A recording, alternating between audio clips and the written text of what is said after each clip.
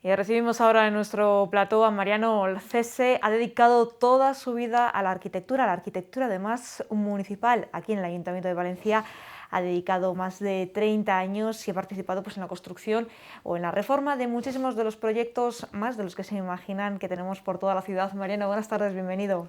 Hola, buenas tardes. Todos estos trabajos, estos 30 años dedicados a la arquitectura municipal, ahora ha quedado recogido en un libro, ¿verdad? Que es el que Sí, hoy además nos viene a presentar. sí, hemos hecho un resumen de los 30 años de trabajo profesional como arquitecto municipal y lo hemos editado en un libro como, digamos, un recuerdo o testamento de este trabajo de tanto tiempo. Para que todo ese legado, ¿no? Todo ese trabajo, esos 30 años, y también para que la gente pueda ver también cómo ha ido evolucionando la ciudad, ¿no? Todos los proyectos, porque a veces, incluso aunque hayamos pasado muchísimas veces por delante de un sitio, una vez que lo cambian, se nos olvida o a veces lo que había o cómo era. Entonces, con este libro no podemos también un viaje al pasado, digamos. Bueno, tienes ahí la posibilidad de ver obras que se han hecho a nivel municipal que son desconocidas por el gran público. Claro. Y que ahora, pues, a través de esa guía, digamos, porque es una especie de resumen o de guía cronológica, puedes ver una serie de edificios que realmente son obras municipales. Su primer trabajo en la ciudad de Valencia fue en el año 1990, ¿verdad, Mariano? Pues sí, yo me incorporo como arquitecto municipal en 1990. ¿Y en ese año qué hizo exactamente? Pues, al principio recuerdo que el primer trabajo que hice fue en la Plaza Vilio Calderón, un proyecto de diseño más que de arquitectura de las chimeneas de ventilación del garaje subterráneo y también la base de la propia escultura de Abilio Calderón. Fue lo primero que hice. Además, el Parque de los Jardinillos ha estado en boca de todos últimamente con esa reforma, pero ya en sus inicios, pues usted también puso su granito de arena, ¿no? Con ese centro, esa casa de la música que hay en Jardinillos. Sí, en Jardinillo me tocó hacer la reforma del edificio porque tenía un problema estructural había unas obras, había unos forjados de hormigón que atravesaban la puerta de entrada y entonces lo que hicimos fue vaciar todo el hueco y hacer una especie de escultura, entre comillas, escultura arquitectónica de hierro, haciendo una escalera muy complicada que iba salvando todos los desniveles que había hasta llegar a bajo cubierta. ¿A qué dificultades se ha encontrado en estos 30 años en su trabajo como arquitecto municipal? Bueno, dificultades se puede entender, bueno, entre comillas también, la falta de presupuesto. Normalmente hemos trabajado con un presupuesto muy bajo. Claro. Y entonces Hay que ajustar al máximo, ¿no? Teníamos que ajustarlo y además de ajustarlo, pues intentar que la arquitectura tuviera un valor, aparte de que fuera a un coste bajo. Ese quizás sea el fundamental, quizá el mayor escollo que hemos tenido, ¿no? ¿Habrá algún proyecto del que esté especialmente orgulloso, ¿no? O lo recuerde con especial cariño? Bueno, hay varios, entre ellos, por ejemplo, las viviendas de Laguna Salsa. Es un proyecto que fue complicado porque los inquilinos que iban a vivir pues venían de unas chabolas y teníamos que hacer un proyecto. Yo ahí me empeñé en hacer un proyecto, digamos, muy digno. Y entonces ahí estoy contento con ese proyecto, ¿no? Con el de las 24 viviendas de Laguna Salsa. Luego hay otros como el cuartel de la policía que hicimos en el año 92. El de la policía local. El de la policía local, sí. Que también ahí hay un empeño de hacer una arquitectura muy racionalista, basada en la imagen de la Escuela de Arquitectura de Valladolid, de Fernández Alba, en cuanto a distribución, en cuanto a ejes dominantes y distribución de los espacios. Y luego pues han venido otros proyectos, como puede ser la reforma del Marta Domínguez, hoy el Polideportivo Municipal, el edificio de Fides, que es un edificio que también tenía una complejidad estructural y de espacios, que creo que lo resolvimos correctamente, con un bajo presupuesto, quizá el edificio con menos presupuesto que hemos tenido, pero lo sacamos adelante, y algunos otros proyectos, algunas plazas públicas. Sí, porque se ha ido la ciudad, o en la ciudad ha ido cobrando más peso el peatón, ¿verdad? Para esos paseos. Sí. Hemos hecho la calle Mayor, la reforma de la Plaza Mayor, de las columnas que están muy deterioradas, y algunos ejemplos que hemos hecho a lo largo de toda la ciudad, prácticamente por toda la ciudad. A lo largo de 30 años, al final, un arquitecto municipal trabaja con muchos equipos de gobierno diferentes, cada uno con sus ideas, cada uno con sus prioridades. Entonces, pues ahí es cuando usted se tiene que adaptar, ¿no? Y decir, bueno, pues al menos sí que interesen pues lógicamente que prime los intereses de la ciudad y los intereses para los palentinos, independientemente de todo lo demás, ¿no?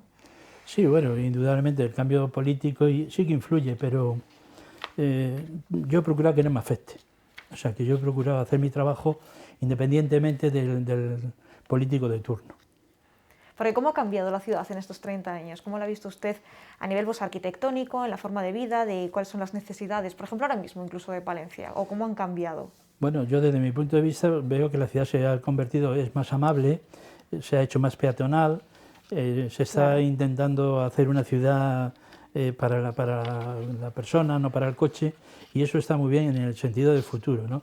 La bicicleta, el peatón, una serie de cosas que, bueno, que hoy en día está muy en auge, pues la ciudad verde, y yo creo que en ese sentido Palencia es una de las pioneras en cuanto a zonas verdes, en zonas peatonales. Se debería seguir construyendo y trabajando en ese sentido, pero yo creo que va bien encaminada. Son 30 años, muchísimos proyectos, pero pues también alguna anécdota como la que cuenta también en el libro, ese paso subterráneo de jardinillos Sí. de la estación, ¿no? Que bueno, se encontraron con alguna que otra sorpresa cuando lo estaban haciendo. Sí, esa obra tuvo un pequeño problema. Hicimos el proyecto, se adjudica la obra y entonces se proyecté, digamos, toda una zona de azulejos de colores por paños para hacerlo más amable el trayecto, que era un poco oscuro y pequeño, de espacio, de altura y demás. Y en mitad de la obra aparecieron toda una pared entera, golpeados todos los azulejos y picados con una piqueta, me imagino, una piqueta de obra, y aparecieron multitud de agujeros en los azulejos. La solución sería levantar todos los azulejos picados y volver a hacerlo de nuevo, cosa que era inviable en ese momento.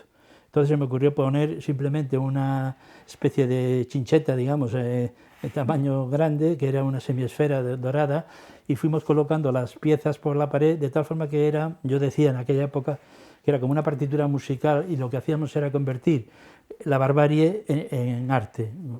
Pero esa fue la solución que hicimos y ahí sigue. Intentar darle la vuelta, ¿no? Ese acto vandálico que había tenido lugar en ese paso subterráneo. No sé si vamos a pedir a los compañeros intentar recuperar las imágenes que acaban de salir, porque una de ellas además pertenece a esos agujeros, a esas esferas marcadas en el paso subterráneo de Jardinillos. A ver si las podemos volver a ver para que la gente también sepa exactamente a qué nos referimos, pero seguro que todo el mundo cuando pasa se ha quedado pensando qué es eso, ¿no? ¿Por qué se había hecho eso? Y seguro que le han preguntado, ¿no? A lo largo de los años. Sí. ¿Qué había pasado? Vamos a ver imágenes de muchos de sus trabajos. Ahí tenemos esa Casa de la Música, así que se puede fijar ahí.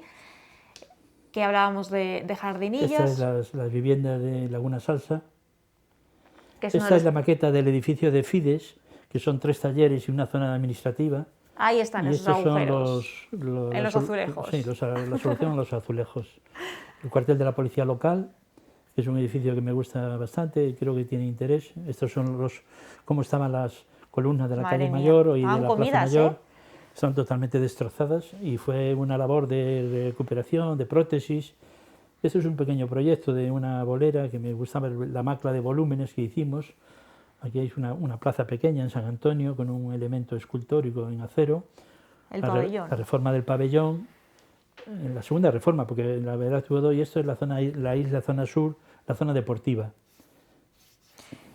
Porque también ha habido alguno más reciente, ¿no? Como ese punto del románico, de la Huerta de Guadián. Eso es lo último que he hecho como arquitecto municipal. Bueno, prácticamente lo último, que fue la reforma de la Huerta de Guadián, de la ermita románica, y también la reforma de la Casa Grande en el Monte.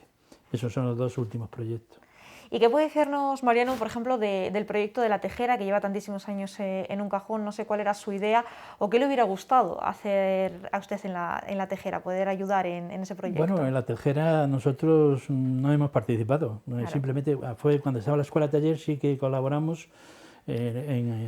Cuando fue al principio, antes de hacerse el proyecto, que lo hizo el arquitecto Pachi Mangado, pero claro, ha sido un proyecto fracasado siempre y sigue ahí, perdido, estropeándose y no sé si tendrá alguna solución, pero ha habido un concurso, ha ganado un premio un grupo de arquitectos, creo de Madrid, pero el proyecto sigue parado, no se hace nada y no sé si tiene viabilidad. ¿Hay algún proyecto que ahora con el paso de los tiempos o cuando lo has ido recordando para realizar este libro, son 30 años, algo que a lo mejor haya dicho, pues esto ahora mismo no lo hubiera hecho así? Bueno, tendría que repasar un poco y hacer, sí, seguramente haya algo que no esté de acuerdo con ello, es posible, sí. ¿Y, No todo está correcto.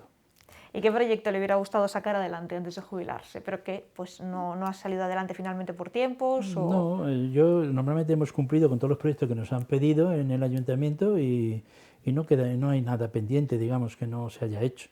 Hombre, algunos proyectos han quedado en el tintero, no se ha hecho el proyecto y luego no se ha Ejecutado. licitado, no se ha ejecutado, pero bueno, son los menores de los casos. Pero bueno, en principio no faltaría hacer en la ciudad, pero no ya por mí, sino por otro arquitecto, por otro concurso, un gran museo, un gran centro de arte dedicado al arte y a la cultura, que eso es lo que falta quizá en la ciudad.